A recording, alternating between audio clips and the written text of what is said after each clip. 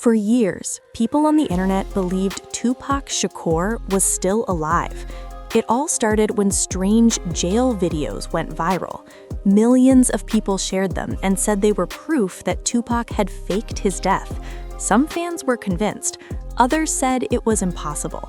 But the real truth behind those videos is much darker, and it leads directly to the man who is now sitting in jail, waiting to be judged for Tupac's murder.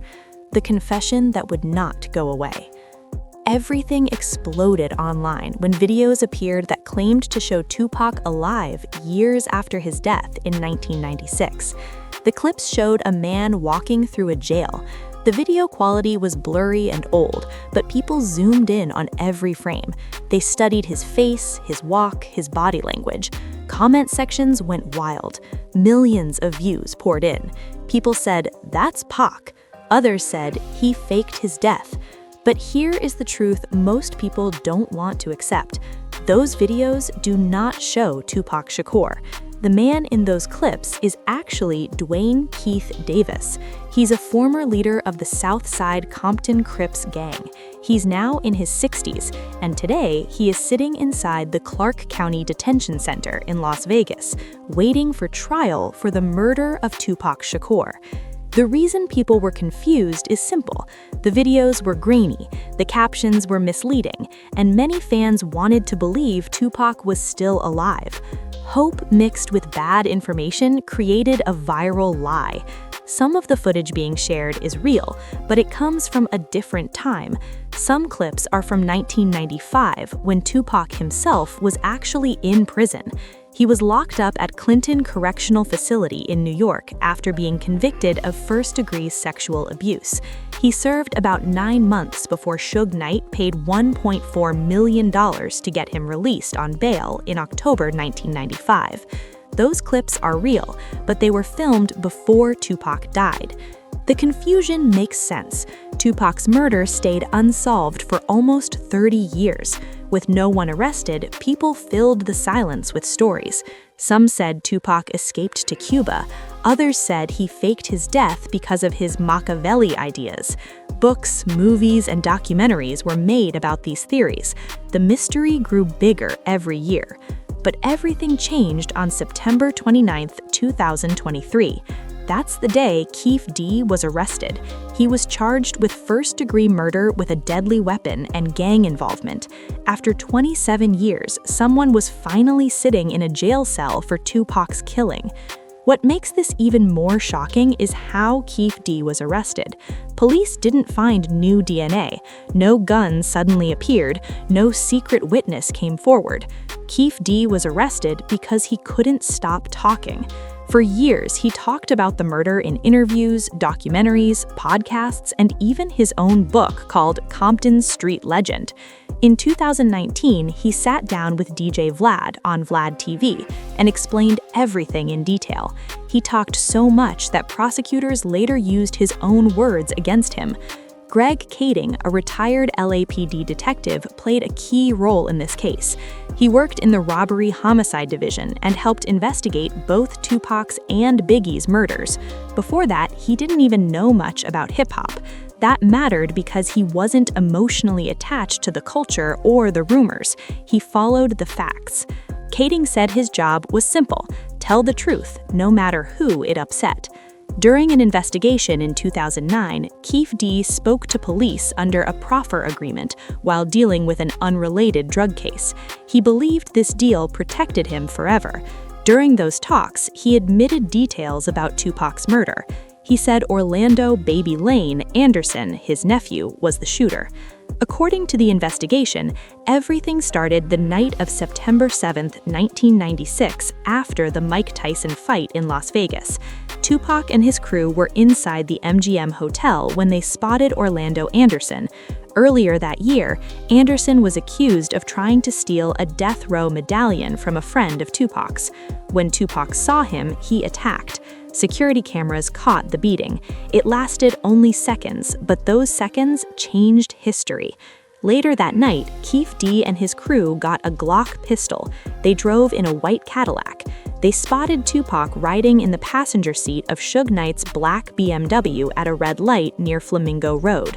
Keefe D said he passed the gun to the back seat. Shots were fired. Tupac was hit 4 times. Suge Knight was grazed. 6 days later, on September 13, 1996, Tupac died in the hospital. He was 25 years old. But even this story has problems. Some witnesses later said Orlando Anderson might not have been able to shoot because of where he was sitting. Suge Knight has denied Anderson was the shooter. Anderson himself said he loved Tupac and called him his hero. Anderson was killed in a separate gang shooting in 1998 at age 23. The murder weapon was never found. The white Cadillac vanished. Many witnesses died or stayed silent. But Keefe D kept talking. In interviews, he repeated the same story again and again. He even claimed Sean Diddy Combs offered money to get rid of Tupac and Suge Knight. Diddy has denied this, and no charges have been filed against him. Then everything flipped. After Keefe D was arrested, he suddenly changed his story. In a 2025 interview from jail, he said he wasn't even in Las Vegas that night. He said his book wasn't really his words. He claimed he made everything up to make money. Prosecutors don't believe him. They say his own words, spoken freely for years, are the strongest evidence. A grand jury agreed and indicted him. The trial has been delayed multiple times because the case is massive. Thousands of pages of interviews, reports, and footage must be reviewed.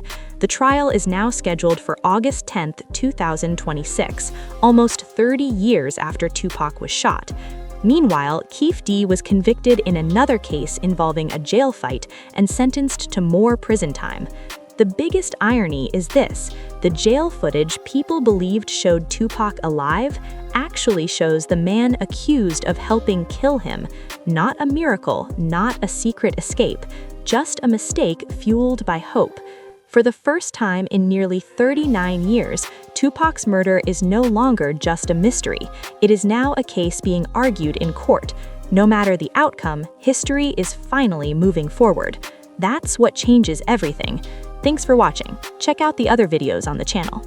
Later that evening, Tupac left the hotel riding in a black BMW driven by Suge Knight.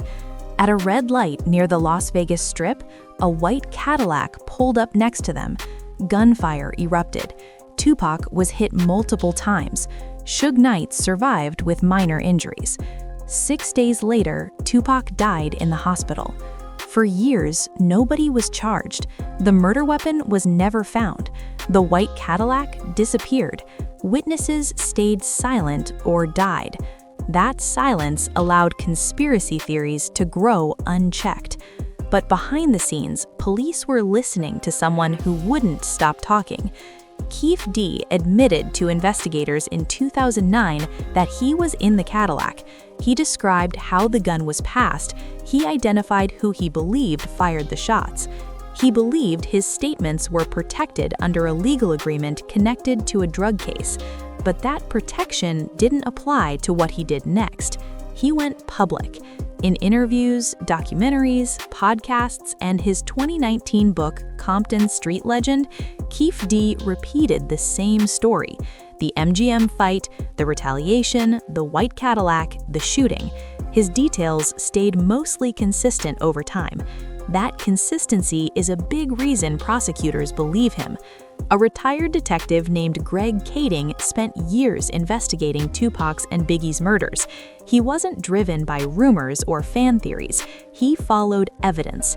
And he said the case against Keefe D rests almost entirely on one thing: Keefe D's own words. Then came the arrest in 2023. Suddenly, the story changed. Keefe D now says he wasn't even in Las Vegas. He claims his book was exaggerated. He says his interviews were just storytelling for money. His defense argues he made everything up for entertainment. But prosecutors aren't convinced, and neither was the grand jury. They argue that a man doesn't accidentally confess to murder for nearly 20 years with the same details unless there's truth behind it. The trial has been delayed because of how massive the case is. Decades of evidence must be reviewed, thousands of pages, hours of video. The new trial date is set for August 2026, almost 30 years after Tupac was shot. And that brings us back to the viral jail footage. The man people thought was Tupac is actually Keith D., the man accused of helping plan his murder. Not proof of survival, proof of accountability catching up, slowly but surely. For the first time in nearly 3 decades, Tupac's story is no longer frozen in mystery. It's moving forward, not through rumors, but through the justice system. And whether the verdict brings peace or more questions, one thing is finally clear. Tupac isn't alive in prison, but the truth about his death is finally standing trial. For nearly 30 years, Tupac Shakur's death lived in the shadows. It lived in rumors, half-truths, and unanswered questions. It lived in grainy photos, whispered theories, and comment sections filled with people desperate for meaning. An entire generation grew up believing this case would never be solved, that it was too big, too powerful, too buried to ever reach a courtroom. And for a long time, they were right. No arrests, no trials, no justice. That silence did something dangerous. It allowed fantasy to replace facts. It allowed hope to twist into denial. It allowed viral videos to feel more believable than court records. That's how jail footage of the wrong man became proof that Tupac was alive. Not because people were foolish, but because people were hurting. When someone matters as much as Tupac did, the truth can feel unbearable. Tupac wasn't just an artist, he was a voice for people who felt unheard. He talked about pain, struggle, and fear in ways few ever dared to. He was angry, thoughtful, brilliant, flawed, and honest. His music wasn't pretending, it was reporting from the front lines of his life. And then suddenly he was gone. No goodbye, no closure, just bullets on a Las Vegas street and a hospital room full of silence. So people searched for meaning anywhere they could find it. That's why conspiracy theories spread so fast. That's why people studied lyrics like secret codes. That's why the idea of Tupac escaping death felt comforting. If he survived, then maybe the world wasn't as cruel as it looked. But comfort doesn't equal truth. And now, for the first time in nearly 3 decades, the truth is being forced into the open, not by the internet, not by documentaries, not by rumors, but by a courtroom. The man who talked for years, the man who placed himself in the center of the crime, the man whose face people confused with Tupac's, that man is sitting in jail, not as a symbol, not as a theory, but as a defendant. This case is no longer a mystery podcast or a YouTube rabbit hole. It's evidence, testimony, and sworn statements. It's a jury of ordinary people deciding whether decades of confessions were lies or admissions of guilt. And that changes everything, because justice doesn't arrive in viral clips. It arrives slowly, imperfectly, sometimes decades too late. Tupac Shakur's mother, Afeni Shakur, spent years fighting to protect her son's legacy. She never saw an arrest, she never saw a trial, she never saw accountability. Millions of fans around the world shared that same frustration, watching time pass while the truth stayed buried. Now, whether the verdict ends in conviction or acquittal, something important has already happened. The story has moved forward. No more pretending the case is frozen forever. No more acting like the truth is unknowable. No more confusing myths with reality. The footage people thought showed Tupac alive doesn't show a miracle. It shows the weight of time. It shows consequences. It shows how lies, bragging, and ego can eventually circle back. And that irony is impossible to ignore. The man accused of helping orchestrate Tupac's murder is now the one behind bars, mistaken by the internet as the very person he allegedly helped kill. Killer and victim blurred together by misinformation, hope twisted into confusion, truth buried beneath clicks. But now the fog is lifting. This is where you come in. If you care about truth over rumors, facts over fantasy, and justice over clicks, stay engaged. Watch how this case unfolds. Pay attention to evidence, not thumbnails. Question what you're shown. Ask who benefits from misinformation spreading faster than reality.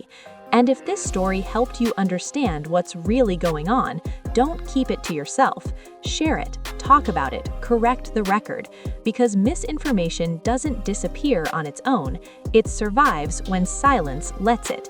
If you want more deep dives like this, stories that cut through myths, break down complex cases, and explain the truth without hype, make sure you're subscribed, turn on notifications, check out the other videos on this channel where we examine real stories hiding behind viral lies. This isn't about picking sides, it's about honoring reality. Tupac Shakur deserved better than rumors replacing justice. His family deserved answers that took too long to arrive. And the culture he helped shape deserves clarity, not confusion. The trial, scheduled for August 2026, may not heal everything. It may not bring peace to everyone, but it represents something that once felt impossible: movement. For the first time in nearly 30 years, the wheels of justice are turning, not in secret, not in whispers, but in public view.